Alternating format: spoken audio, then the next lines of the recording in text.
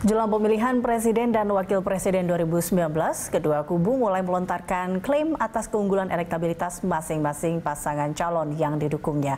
Badan Pemenangan Nasional Prabowo Sandi optimistis akan unggul di Pulau Jawa ketimbang pesaingnya Joko Widodo Ma'ruf Amin pada Pilpres 2019. Di sisi lain, tim kampanye nasional juga menyatakan keunggulan Jokowi Ma'ruf di Jawa Barat, di mana pada Pilpres 2014 lalu Jokowi kalah suara hingga 20% dari Prabowo.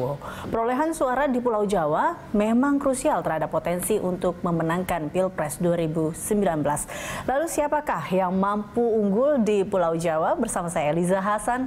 Prime Time Talk hari ini akan membahas tema saling klaim kuasai Jawa, dan sudah hadir di studio bersama kami juru bicara tim kampanye nasional Jokowi Ma'ruf, Adiana Pitupulu, juru bicara Badan Pemenangan Prabowo Sandi Gamal Albin Said, dan juga pengamat politik dari SMRC Sirajuddin Abbas. Terima kasih Bapak-Bapak telah hadir bersama kami dalam Prime Time Talk. Namun sebelum kita mulai dialog ini, kita lihat terlebih dahulu. Ini ada rekan saya Ami Ardini yang akan menyampaikan terlebih dahulu sejumlah data menarik untuk Anda pemirsa. Silakan Ami. Ya baik, terima kasih Eliza. Pemirsa, memang sejumlah lembaga survei telah mengeluarkan hasil survei mereka terkait dengan elektabilitas pasangan Capres-Cawapres, khususnya untuk pertarungan di Pulau Jawa yang suaranya ini sangat krusial bagi kedua pasangan calon. Kalau kita tahu bahwa Pulau Jawa di pemilu 2019 ini menjadi basis suara untuk hampir dari 60% atau sekitar 60% suara dari total DPT seluruhnya. Nah, saya ajak Anda untuk melihat seperti apa elektabilitas Capres dan juga Cawapres berdasarkan dari hasil sejumlah survei yang dilakukan oleh sejumlah lembaga survei. Pertama kita lihat dulu kalau dari lembaga survei Carta Politika. Ini untuk wilayah Jawa Barat, kalau kita lihat di sini Jokowi Ma'ruf unggul dengan 47,4%, sementara Prabowo Sandi 42,3%. Jadi ada selisih 5% keunggulan untuk pasangan 01.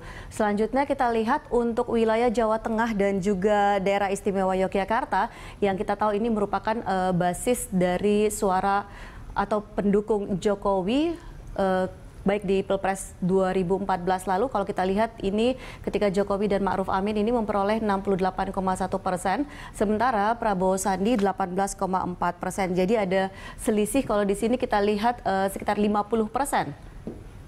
Selanjutnya kita lihat lagi versi Carta Politika juga di daerah Jawa Timur. Kalau di sini kita lihat ada selisih sekitar 26% untuk keunggulan Jokowi Ma'ruf yang mendapatkan 56,9%.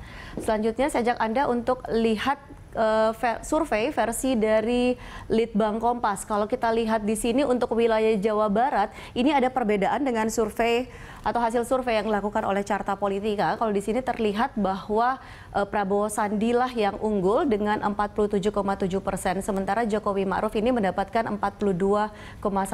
Jadi selisihnya juga kurang lebih sekitar 5% di sini. Kalau tadi 5% itu adalah untuk Jokowi kalau versi Carta Politika, sementara Litbang Kompas 5% ini untuk Prabowo Sandi. Selanjutnya kita lihat untuk wilayah Jawa Tengah dan DIY, di sini juga memang ada keunggulan untuk pasangan Jokowi Ma'ruf dengan 61,6%. Sementara Prabowo Sandi 18,4%. Jadi ini bisa dikatakan di bawah 50% selisihnya. Selanjutnya kita lihat untuk Jawa Timur sendiri, ini 57,1% untuk Jokowi Ma'ruf dan 27,8% untuk Prabowo Sandi. Selisihnya juga hampir 30%. Selanjutnya kita lihat lagi dari versi Roy Morgan untuk wilayah Jakarta, Jawa Barat, dan Banten. Jadi kalau tadi dari dua lembaga survei tadi hanya memotret Jawa Barat, kalau dari sini ketika digabung Jakarta, Jawa Barat, dan juga Banten, kita tahu bahwa 2014 lalu di sini merupakan basis suara dari pemilih Prabowo dan saat itu berpasangan dengan Hatta Rajasa. Sementara kalau kita lihat survei terbaru ini juga keunggulannya ada di Prabowo dengan 52,5%, sementara Jokowi dan Ma'ruf Amin mendapatkan 47,5%, dan lagi-lagi ada selisih sekitar 5% di sini.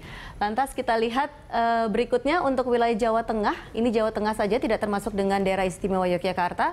Ada 66% untuk Jokowi Ma'ruf, sementara 34% untuk pasangan Prabowo Sandi, dan selisihnya ada sekitar 32% di sini suaranya.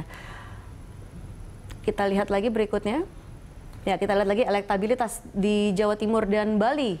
Untuk Jokowi Ma'ruf ada 78%, sementara Prabowo Sandi 22%. Ini cukup perbedaan elektabilitasnya cukup jauh, sekitar 56%.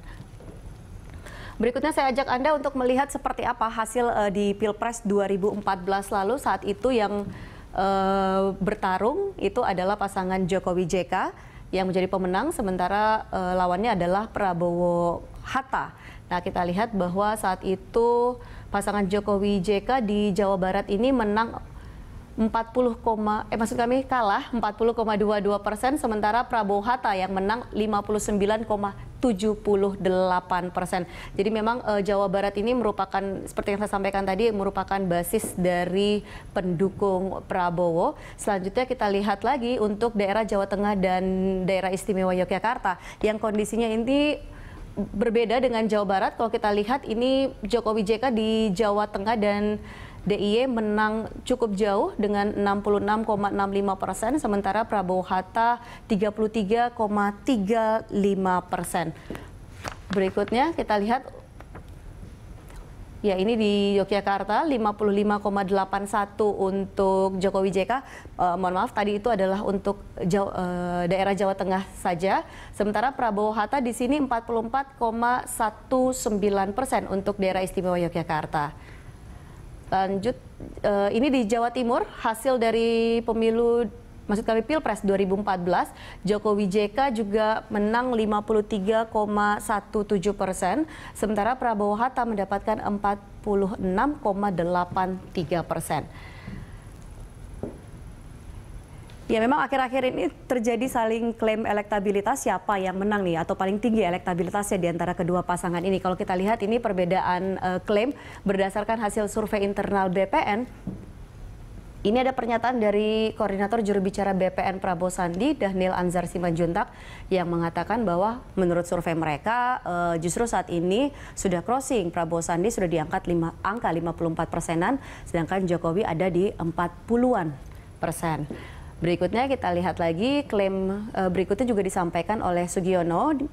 Dia adalah Direktur Kampanye BPN Prabowo Sandi yang mengatakan kalau tadi sekitar 50, nah ini dia katanya angkanya sekarang 62% dan Jokowi 38%. Jadi ada perbedaan di antara hasil survei yang disampaikan oleh Dhanil Anzar dan juga Sugiono. Berikutnya kita lihat, kalau menurut Fadlizon sendiri, Wakil Ketua Umum Partai Gerindra, dalam survei internalnya sekitar 59,63%, dan menurut dia ini juga terukur. Jadi bisa dikatakan agak berbeda nih dari angka yang dikeluarkan dari ketiganya. Sementara kita lihat kalau versi TKN seperti apa pemirsa, ya ini dia. Kita lihat kalau dari pernyataan Muhaimin Iskandar, Ketua Umum PKB, 02 dan 01 bersaing ketat dan alhamdulillah per hari ini unggul 51%. Ya, ini memang pernyataan pada bulan Februari 2019. Selanjutnya kita lihat lagi kalau dari Hasto Kristianto, Sekretaris TKN Jokowi Ma'ruf, ini pernyataannya saat bulan Februari juga, survei dari seluruh lembaga kredibel. Ini selisihnya 20,4% dan di Jabar sudah surplus lebih dari 4,1%. Ya, sementara kalau kita lihat dari Cawapres nomor urut 01, Kiai Haji Ma'ruf Amin mengatakan bahwa Jabar ini sudah di atas 50% dan terus bergerak. Jadi kami yakin Jabar akan dimenangkan oleh 01. Memang wilayah Jawa Barat ini menjadi mendapat perhatian khusus dari pasangan Cawapres 01 ini karena ya tadi mereka berusaha untuk merebut suara di Jawa Barat, di mana pada kondisi Pilpres 2014 lalu Jokowi kalah di situ. Ya, dan itulah sejumlah informasi atau data yang bisa saya sampaikan untuk Anda. Kini kita kembali ke Eliza, silahkan. Baik, terima kasih Ami Ardini. Ini kita akan melihat bagaimana tadi hasil-hasil survei yang sudah dikeluarkan dengan angka-angka yang dilihat perbandingan-perbandingannya. Tapi sebelumnya kita juga tahu bahwa ini klaim saring unggul antara kedua pasangan ini pun semakin muncul menjelang akhir-akhir pencoblosan ini. Tapi kita akan membahasnya lebih lanjut nanti usai jeda. Pemirsa tetaplah bersama kami dalam Prime Time Talk.